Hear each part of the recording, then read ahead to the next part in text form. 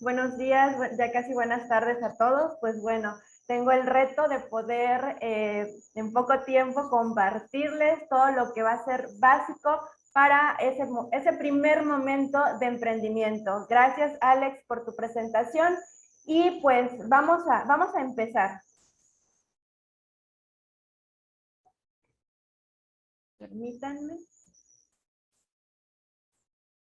Bueno, vamos a hacer un poquito de introducción, hablando un poco de lo que es la diferencia entre los negocios formales e informales en México. En México, obviamente, predomina la informalidad y muchos de nosotros empezamos bajo este esquema. De hecho, no voy a mentirles, yo empecé también en la informalidad porque tenía que poner o llevar a la práctica pues todos mis conocimientos y era importante saber bajo qué situación estaba tomando las mejores decisiones y poder entonces saber que pues estaba haciendo lo correcto. En ese proceso, obviamente, vinieron un sinnúmero de experiencias. Por ejemplo, ahorita les voy a comentar un poco de la parte de a la hora de poder elegir, de tener que elegir a los socios, pero bueno, hablar de la informalidad en México muchas veces, de manera estadística, se torna un poco, a lo mejor malo, lo vemos como algo malo. Sin embargo, yo creo que al mirar la informalidad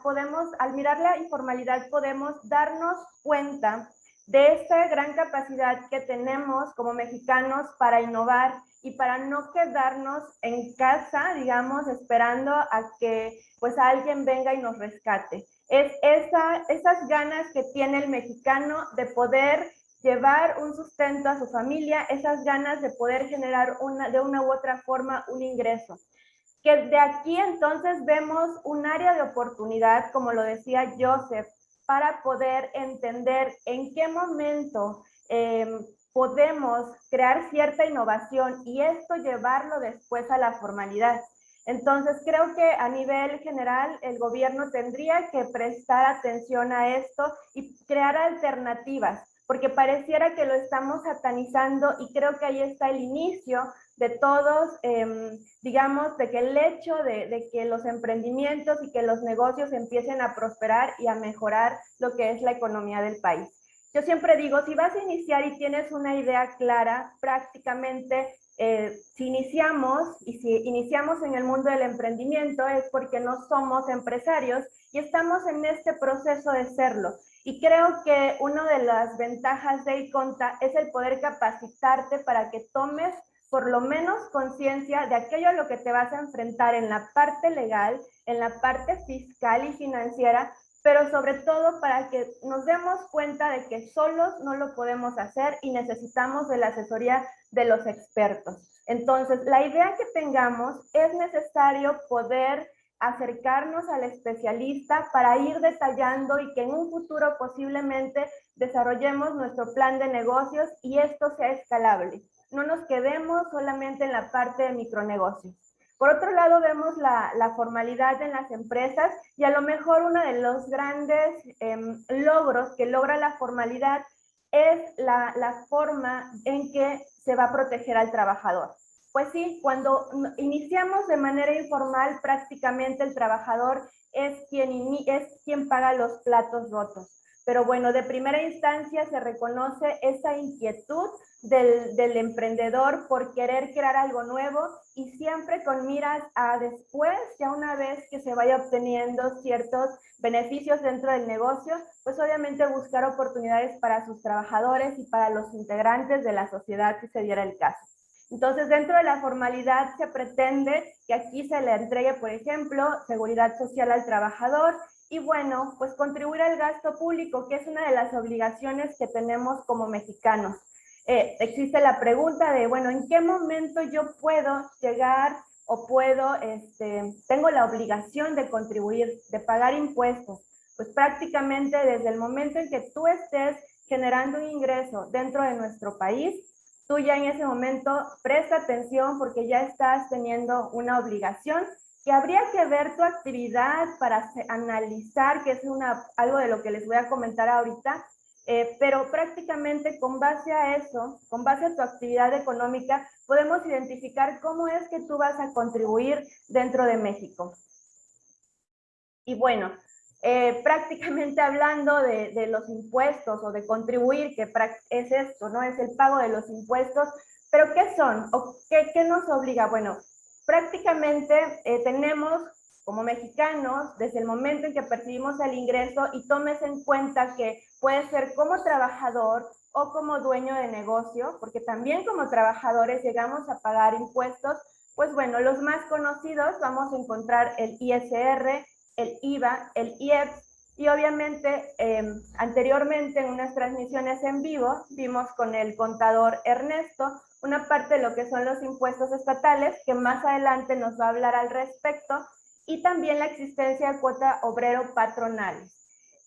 Quiero aclarar que, bueno, esta ponencia va enfocado a dueños de negocios específicamente, pero siempre con miras a ese inicio, en el que tú a lo mejor quieres emprender, pero posiblemente quieras intentarla un poco como trabajador, pero siempre con la intención de tener una empresa o un negocio propio. Entonces, tomemos en cuenta que de entrada, la mayoría de nosotros por alguna actividad que estemos haciendo, vamos a pagar ISR, vamos a pagar IVA y vamos a pagar IEPS. Digamos que son los impuestos más generales. Ahora, ¿cómo va a ser eso? ¿De qué va a depender? Va a depender mucho de la situación, digamos, jurídica en que nos encontremos. La parte que yo siempre explico de esta manera. Tú puedes elegir emprender como persona física o como persona moral. Como persona física, puedes emprender de manera individual, de tipo a lo mejor eres un profesionista, posiblemente tienes un oficio, quieres dedicarte a eso, posiblemente acabas de graduarte y entonces te están contratando en una empresa.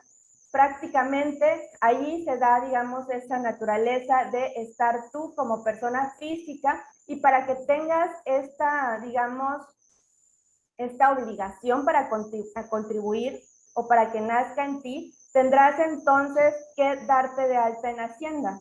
Desde el momento en que tus datos están en la Secretaría de Hacienda, en el SAT, pues prácticamente vas a tener esta obligación o vas a tener obligaciones para contribuir con el gobierno. Por otro lado, si tú de cierta manera quieres emprender con más personas de manera grupal, que tengas a lo mejor esta intención de hacerte socio con amigos, con algunos familiares, bueno, aquí es donde nace la naturaleza para ser personas morales.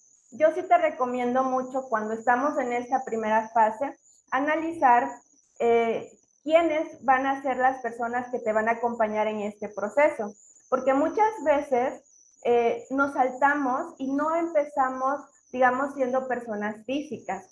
Va a depender mucho la situación.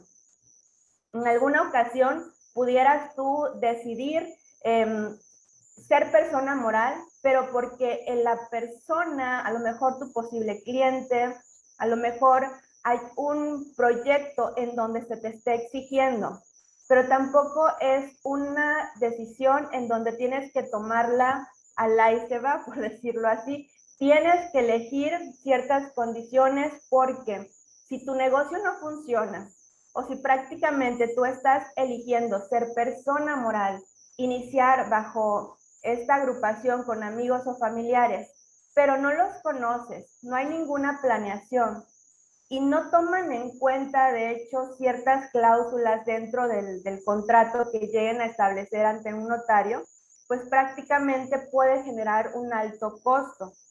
Y esto es uno de los problemas comunes a la hora de emprender. Estamos tan emocionados con nuestro proyecto que queremos ser lo mejor de lo mejor. Iniciamos siendo persona moral y ni siquiera pasa el año y ya la empresa es un fracaso.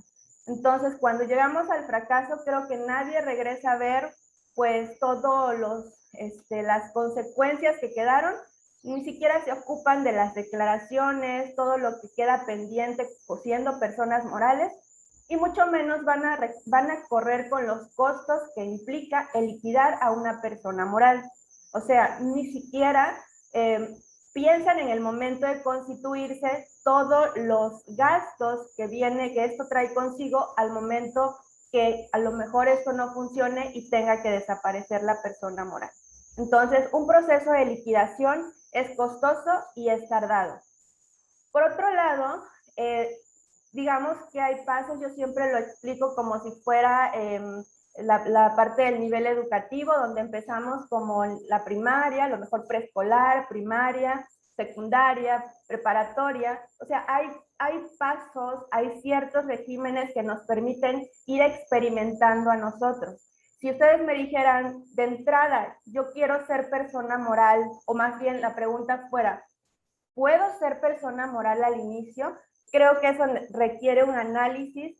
De entrada no te lo recomendaría, pero sí hay situaciones, hay momentos en donde es el mismo cliente, y hablando de un cliente que te va a dar oportunidades de ingresos grandes, pues prácticamente en esta situación sí pudieras iniciar siendo persona moral. Pero aclaro que también habría que analizar otras situaciones, como bien lo decía Joseph, también hay que saber a quiénes estamos involucrando dentro de la sociedad, quiénes van a ser nuestros socios, si va a haber lealtad, porque no es, aunque pudiéramos ver como algo fácil el proceso de firma de un acta constitutiva, pues realmente los compromisos y responsabilidades tienden a ser altos. Entonces, pongamos, digamos, atención a esto y no nos aventemos a iniciar como personas morales sin conocer más a fondo la situación. Y bueno, como personas físicas, pues al final va a depender también de nuestra situación, pero siento que es más accesible para ti poder ir aprendiendo poco a poco del SAT. Entendamos que no todos estudiamos contabilidad y por lo tanto vamos a tener a lo mejor otra actividad económica, lo cual es obviamente entendible que en ese momento que tú empieces a desarrollar tu actividad económica, empieces a analizar o a preguntarte en qué régimen fiscal me debo inscribir. O quizás ni siquiera sabías que debes inscribirte en algún régimen fiscal. Pues bueno, cuando vas a Hacienda y te registras y obtienes tu RFC, pues prácticamente te ubican en algún régimen fiscal, y ese régimen fiscal, que vendría siendo una de las clasificaciones para las personas físicas, pues prácticamente va a tener ciertas obligaciones específicas para ti, para con Hacienda. De tal manera que si tu amigo también es contribuyente, el vecino es contribuyente, puede ser que no tengan las mismas obligaciones. Entonces, bueno, te voy a explicar más o menos estos tres más conocidos o comunes regímenes fiscales para que sea más fácil para ti elegir en qué situación, en qué régimen darte de alta. Y bueno, los más comunes que vamos a encontrar es el régimen de sueldos y salarios y asimilados a sueldos y salarios, el régimen de incorporación fiscal y el régimen de actividades empresariales y profesionales. Como les decía, a mí siempre me gusta compararlo como esta parte en donde terminamos posiblemente algunos terminamos universidad, algunos, bueno, no terminan la universidad, pero sí pueden entrar directamente a ser empleados. Entonces, cuando nosotros nos empleamos para alguna empresa, podemos estar o recaer dentro del régimen de sueldos y salarios.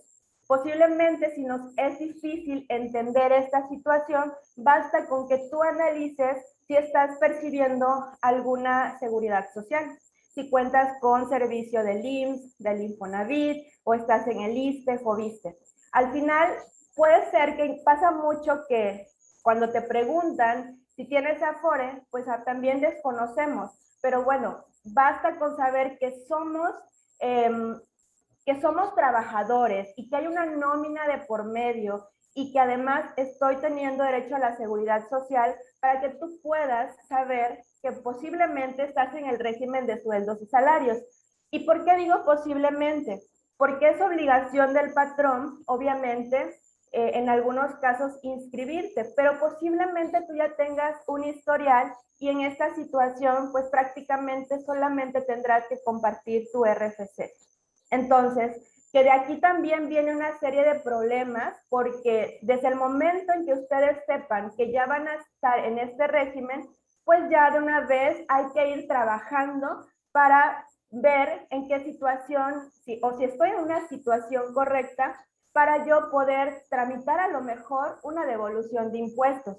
Y digo a lo mejor porque también se torna confusión, mucha gente piensa que todos los que son empleados, por el hecho de estar en el régimen de sueldos y salarios, van a recibir una devolución, lo cual no siempre es así. Obviamente hay que analizar el importe de tus ingresos, cómo estás con tus deducciones, que bueno, ese tema lo vamos a ver el día de mañana con Alejandro.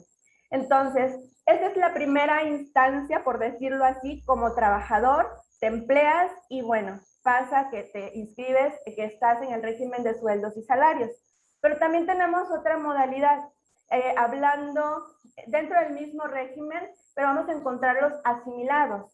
Estos asimilados van a ser aquellas personas que por su naturaleza pues no van a tener la seguridad social y no van a ser trabajadores directamente de la empresa, pero no le exige el patrón una factura. Sí le tiene que hacer una especie de timbrado de nómina, tendrá entonces que hacer un contrato prácticamente para asegurar que realmente sus ingresos están siendo asimilados a salarios, pero esto no implica una responsabilidad como patrón directo, no, bueno, ni siquiera son patrones, pero prácticamente es un prestador de servicios de manera independiente. Ahorita un poquito voy a explicar una situación para que vayamos entendiendo en qué momento, sobre todo si tenemos negocios, en qué momento podemos utilizar esta clasificación incluso para nuestros trabajadores. Pero de entrada es importante entender, sueldos y salarios y asimilados a sueldos y salarios tienen un tratamiento diferente y yo siempre manejo esta separación de que sueldos y salarios, tú sabes que estás ahí porque ya tienes la seguridad social y eres un trabajador directo, pero cuando ya tus ingresos son asimilados a salarios es porque posiblemente tú tienes más fuentes de ingresos, pero hay un patrón que, bueno, hay alguien, una empresa que te está contratando y te está dando cierta cantidad de dinero por un trabajo que a veces sí haces, a veces no. Por poner un ejemplo, cuando te contratan en ciertas temporadas, y bueno, ahí estarías recayendo en este régimen. Bueno, para no tardarme tanto aquí, hablaría también de lo que es el régimen de incorporación fiscal. Yo le llamo la primaria de los contribuyentes. En este régimen de incorporación fiscal, yo siempre busco la manera de meter aquí a todos los emprendedores, porque me permite a mí llevar de la mano al contribuyente, educarlo para que vuelva, para que hasta cierto punto entienda qué va a facturar, cómo manejar su cuenta bancaria. Digamos que tenemos, entrar al régimen de incorporación fiscal, de entrada tenemos un estímulo. Entonces, esto implica que prácticamente vamos a pagar impuestos de manera gradual, vamos a ir teniendo una reducción del 10% durante 10 años. Es decir, si este año yo me doy de alta, este año no pagaría impuestos. Así, según mis cálculos, me salgan a pagar 5,000 pesos de impuestos por cada bimestre que tenga que hacer declaración, no tendríamos que pagar impuestos. Pero al siguiente año, del total de mis impuestos, solamente pago el 10%. El tercer año sería pagar un 20% y así gradualmente hasta que, digamos, ocupemos los 10 años. Para cuando esto pase, pues prácticamente la persona ya va a estar preparada para pasar al siguiente régimen, que es el régimen de actividades empresariales y profesionales. ¿Quiénes pueden entrar al régimen de incorporación fiscal? Obviamente aquí hay que tomar muy en serio esta situación porque aquí es donde vienen algunas confusiones. Y como les digo, hay que buscar la manera, porque a veces por decirlo así, que somos tan cuadrados que terminamos afectándonos. Por mencionar alguna situación, dentro de este régimen vamos a ubicar a todos los oficios, pero si tú ya eres socio de alguna empresa, pues no podrías recaer en el régimen de incorporación fiscal. Digamos que no pasas por la primaria y te vas directamente al siguiente nivel, pero imagínate, no puedes prepararte, no puedes tener esta primer conocimiento con el SAT y posiblemente pues sí la vas a regar cañón ya cuando estés dentro del régimen de actividades empresariales y profesionales. Que ya estás, posiblemente que tu situación sea que ya estés en el régimen de actividades empresariales y profesionales, pues nada más es ponerte las pilas.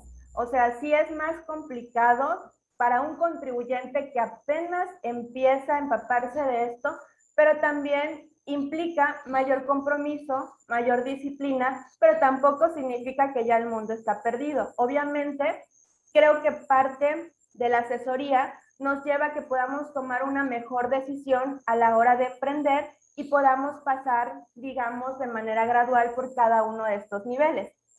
Vuelvo a hablar del régimen de incorporación fiscal. Aquí en este régimen podemos meter a todos los negocios que no lleguen a tener ingresos superiores a 2 millones de ingresos durante el año. Y posiblemente van a decir, oye, pero yo voy a emprender y yo no sé cuánto voy a tener de ingresos. Pues mejor aún, si no sabemos, pues tenemos el beneficio de la duda y regístrate en este régimen. Por ejemplo, en el régimen de incorporación no pueden entrar los profesionistas, pero si tú no vas a ejercer tu profesión, si a lo mejor estudiaste para ser ingeniero en sistemas, pero tú vas a poner un ciber, pues como tal no estás ejerciendo directamente tu profesión, estás poniendo un negocio que presta servicios diferentes. Entonces, podríamos buscar la forma, y esto también es de mucho criterio del contador, porque algunos contadores también te van a decir, ¿sabes qué? No, definitivamente te vamos a meter directamente al régimen de actividades empresariales. Pero como les digo, siempre hay que buscar la manera de encauzar la actividad económica que tú realizas para que podamos ubicarla dentro del régimen de incorporación fiscal. En algunas ocasiones me he encontrado, por ejemplo, con, bueno, no sé, se me vino el caso de un contador, realmente no he tenido esa experiencia, pero lo he escuchado. En el caso de un contador que estudió la profesión, pero ya no la ejerció y a lo mejor se dedicó a ser chofer de Uber. Entonces, obviamente, podía en algún momento encajar dentro del régimen de incorporación fiscal, pero como había esta confusión, pues terminaban registrándose en el régimen de actividades empresariales y profesionales, aunque realmente no estuviera ejerciendo. Entonces, realmente hay que ver, hay que analizar qué voy a hacer, porque a veces queremos emprender, pero ya cuando pasa el tiempo no nos damos cuenta que ya hicimos, que ya tenemos 4 actividades diferentes, que a lo mejor alguna de esas actividades no encaja dentro de lo que podría ser accesible para el régimen de incorporación fiscal, y ahí es donde se recomienda pues tener la asesoría para poder tener estructurado todo.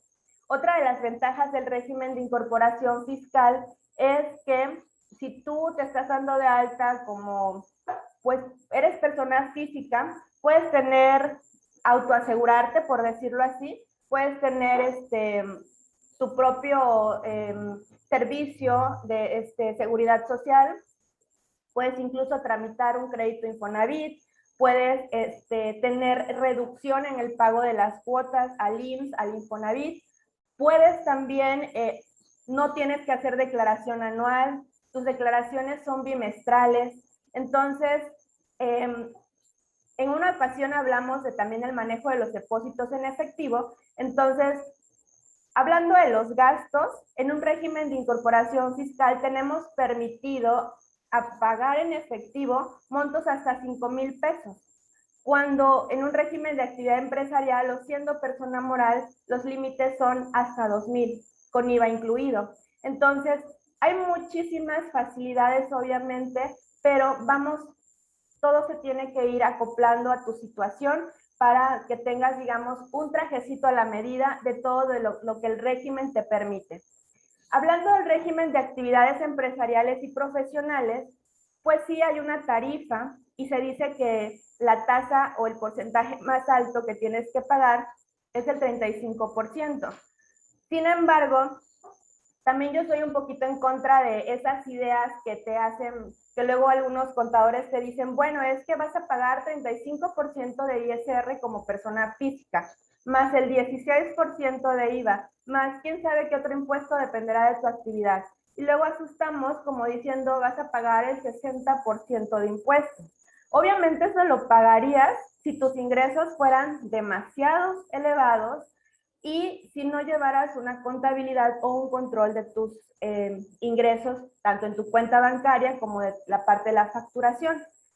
Esto, digamos, sí se escucha, digamos, feo, como da miedo, de entonces no me doy de alta, pero al final dependerá, conociendo a un emprendedor que por lo regular durante sus inicios, posiblemente en el primer año no lleguemos ni siquiera al 1,000,000 de ingresos, entonces creo que prácticamente, o sea, no tocarías el tope, porque estamos hablando de 1,000,000 de ingresos anuales, o sea, en la mayoría de los casos no superamos el 1,000,000 de ingresos anuales. Entonces, aquí es donde sí habría que ver que realmente no tendrías que pagar el 35%, sería un porcentaje menor hablando de ISR. Y obviamente con el IVA, pues para eso entran los gastos para que tú puedas disminuir el IVA que te puede salir a pagar. Para esto hay que tener un control con la contabilidad y también en el régimen de actividades empresariales es muy importante que sepas que hay un límite de 4 millones para que tú puedas llevar tu contabilidad, la sigas llevando, digamos, en un Excel, lo puedas llevar en un, vaya, no envíes la contabilidad electrónica. Entonces, si tus ingresos no rebasan ese importe a lo largo de todo un año, pues prácticamente también no tendrías que estar dando tantas cuentas al SAT a través de la famosa contabilidad electrónica. Son algunas de las cosas que puedo mencionar de estos 3 regímenes comunes, pero obviamente dependerá mucho de la situación. Más adelante van a ver con el contador Enrique, van a ver qué deducciones pueden entrar para cada uno de estos diferentes regímenes. Y bueno, vámonos rápido porque ya tenemos poco tiempo. Estamos, por ejemplo, la opción B que les mencionaba. También podemos ser personas morales. Lo que les decía, o sea, puede ser que de entrada, de inicio, ya vamos siendo personas morales, pero porque ya lo analizaste, porque ya viste que a lo mejor te conviene más ser moral que persona física en tus inicios. Existe, digamos, yo los ordeno en en este orden, también es como los niveles dentro de las personas morales. Las SAS o sociedades por acciones simplificadas vienen siendo el preescolar de los emprendedores. La sociedad anónima es de las más comunes de las sociedades mercantiles, pero bueno, digamos que ya sería un nivel más alto. Y sociedades de producción rural, como su nombre lo dice, esto para empresas o para este tipo de personas que se dedican a actividades rurales como agrícolas, ganaderas, silvícolas, pesqueras, etc. Y tenemos las sociedades y asociaciones civiles, porque también podemos formar personas sin fines de lucro. Entonces, personas morales que no tengan el fin de lucrar, más bien a lo mejor se forman con alguna causa social y simplemente estas pues se hacen con la intención, bueno, sí ayudar para algún fin común, pero sí se necesita que se lleve una buena administración financiera sobre todo para que no tenga problemas directamente con el SAT, porque incluso pueden ahorrarse el pago de impuestos solamente lo que son las sociedades civiles y las asociaciones civiles. ¿Qué consideraciones debemos tomar a la hora de hacer una persona moral? Chequen bien su acta constitutiva, el contrato social o la protocolización de la misma. También no digan, es que ya fui al notario y ya el notario se va a encargar de todo. Hay notarios que no se fijan en eso. Busquen al contador o al abogado para que les ayude con su objeto social. El objeto social es muy importante porque a partir de ahí se van a determinar las obligaciones fiscales que ustedes van a tener como personas morales. Hay sociedades civiles que realmente quieren ayudar, pero por una mala elaboración del acta constitutiva termina dándosele un tratamiento del régimen general de personas morales, como si fuera una sociedad anónima. Entonces, la sociedad por acciones simplificadas la recomiendo cuando vamos iniciando, al igual que como mencionaba con el régimen de incorporación fiscal, aquí el límite no es de 2 millones, es de 5 millones, y una bondad de las SAS es que no necesitas protocolizarla, no necesitas ir ante notario, y puede ser a partir de una persona o más personas los socios. Entonces, es una buena alternativa para poder iniciar. La sociedad anónima, aquí vamos a encontrar las constructoras y comercializadoras principalmente, creo que son de las más conocidas, no ahondaré más en el tema.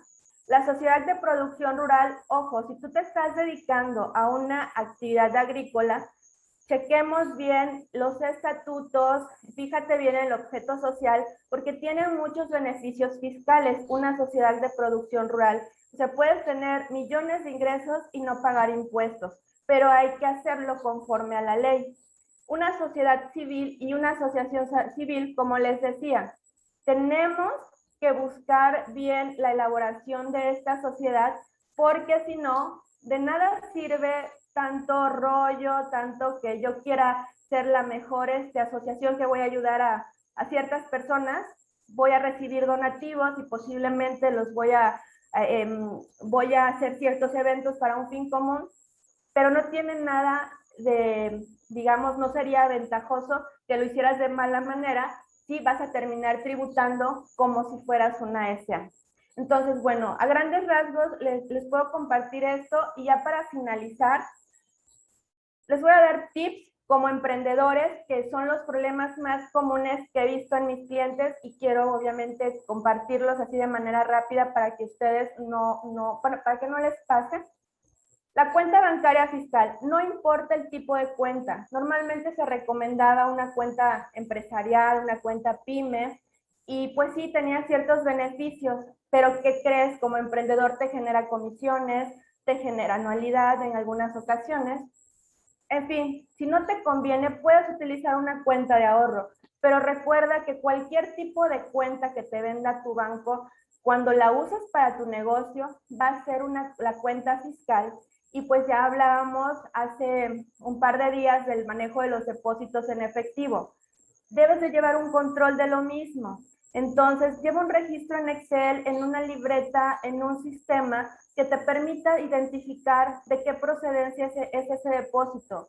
Si estás emprendiendo, no uses tu cuenta para tandas, empieza tú a dividir tu sueldo, ponte un sueldo, no empieces demasiado tarde porque luego es más complicado, y entonces empieza tú a darle sentido, o sea, que cada movimiento que tú encuentres en tu cuenta sepas de dónde proviene. En la parte de la contabilidad, pues estaban estos tips. Si tú eres régimen de incorporación fiscal, no estás obligado a llevar contabilidad para Hacienda, o sea, no la tienes que mandar, porque hay contabilidades que se mandan directamente al SAT, pero financieramente es importante que lleves un control. Entonces, digamos que si me preguntaran en algún momento, ¿llevo o no llevo contabilidad? Yo siempre te la recomendaría. Es lo importante para poder hacer un análisis financiero. Pero digamos que un poquito nos protegemos de que el SAT vea nuestras cuentas, pues bueno, si soy RIF, no tengo esa obligación de enviar la contabilidad. Y ya les decía, si somos de actividad empresarial o profesional, tenemos como límite los 4 millones para no mandarla. Y bueno, finalmente las deducciones, que es esto que le comentaba, que tenemos como 5,000 el límite para en nuestros gastos facturados, pagados en efectivo, si soy RIF, y 2,000 pesos si soy de actividad empresarial o profesional o soy alguna persona moral. Y en el caso de estar en el régimen de sueldos y salarios, y yo querer hacer mis deducciones aplicarlas para tener mi devolución el próximo año, paguemos con transferencia, paguemos con tarjeta, evitemos usar el efectivo, porque muchas, bueno, por experiencia siempre el SAT nos regresa eso. Entonces, pues es todo lo que les puedo compartir. Si tienen algunas preguntas, pues quedo a sus órdenes. Muchas gracias. Muchas gracias con toda Vianey, con el tema formaliza tu negocio. Y bueno, pues mis estimados, tenemos unos momentos, de hecho 15 minutos para todo el foro de preguntas y respuestas. Pueden prender su micrófono o inclusive si no funciona, pueden dejarlo en la parte de los comentarios. Adelante, por favor, si tienen alguna duda, se abren los micrófonos. Fíjate que, bueno, si no, yo comento una que a mí me hicieron en el chat, justamente ahí en privado, Yanei. ¿Sí? Por ejemplo, es una persona panadera. En este caso, pues empezó ahorita, pues prácticamente, sin ningún régimen. Pero, pues se le había comentado que se diera de alta, ya sea para él mismo o un familiar. No sé si te ha pasado, pero muchas veces, pues el dueño del negocio o la persona que está pues llevando por el momento las riendas no se da de alta y mejor da de alta que sea al hermano, que sea al papá, a la mamá, a la abuela. Entonces, en este aspecto, desde tu experiencia con emprendedores, ¿tú qué le recomendarías? O sea, que se dé de alta a la persona que lleva las riendas y que aporta el dinero inicial, o que lo lleve fiscalmente y dé la cara a otra persona, aunque haya mucha confianza, porque es más que nada la confianza eso. Obviamente tiene que ser una persona de mucha confianza y muchas veces, sobre todo por la parte financiera del dueño del negocio, por más que queramos invitarlo a que quien formalice sea él, es un negocio, si es un negocio de años, aquí viene esta cuestión, si es un negocio de años y que trae un mal historial crediticio o en la parte financiera trae algún historial malo ya esta persona, pues no le convendría. Sí tendría que buscar a un tercero para que pudiera ser como le llamas, no el prestanombre. Sin embargo, sí recomiendo que sea de su absoluta confianza y que haya documentos de por medio, contratos, para que pues este acuerdo se respete, porque no vaya a ser que, bueno, hemos visto que hasta en familias terminan quitando pues cuentas, terminan quitando dinero, entonces todo pues bajo un contrato que pueda, o sea, que el dueño del negocio pues siga teniendo derechos sobre eso, pero al final para esta parte fiscal y sobre todo financiera, yo voy más por la parte financiera, sí recomiendo que pudiera ser una alternativa. Sí, también si es un negocio de reciente creación y que apenas tiene un año, pues lo que decía, hazte mejor tu planeación financiera, pero no te arriesgues. Primero ten historial, ve cómo está funcionando tu negocio, ve si es rentable y ya después, entonces ya te avientas a la formalidad. Ok, sí, más que nada es esa cuestión. Muchas gracias, Vianey. Gladys creo que quiere aportar algo. Adelante, Gladys. Sí, una pregunta más que nada. Por ejemplo, contadora, si una persona es el representante legal y también se puede dar de alta como, o sea, si está dentro de la sociedad de una persona moral y también se puede dar de alta como una persona física con servicios profesionales. Sí, en ese caso sí. Lo decía nada más que en el RIF no podía. Okay. Ajá, pero sí puede estar en el régimen de actividades empresariales y también puede ser socio. Por ejemplo, si fuera socio y representante legal de la persona, de la empresa moral, y presta sus servicios a esa misma empresa, por ejemplo, los servicios de psicología, puede darse de alta como persona física con servicios profesionales y que la empresa le pueda ahora sí que aportar lo de sus servicios y él, claro, facturar. Sí, sí se puede. Solo no incurre en ningún... Se tiene que estructurar bien, o sea, Okay. tiene que llevar un buen orden con sus cuentas. Así puede ser socio de 3 empresas de las empresas que quiera, pero obviamente si va a tener su sueldo, pues hay que hacer la formalidad de que pues se le está timbrando, o hay que ver qué modalidad van a elegir, si asimilados, o incluso, bueno, ya habría que ver la situación, pero sí, de entrada sueldos o salarios, o asimilados a sueldos y salarios. Ok, perfecto. Gracias. Hola, ¿me escuchan? ¿Sí? Hola, hola. Hola, hola. Señora Vianey, una pregunta.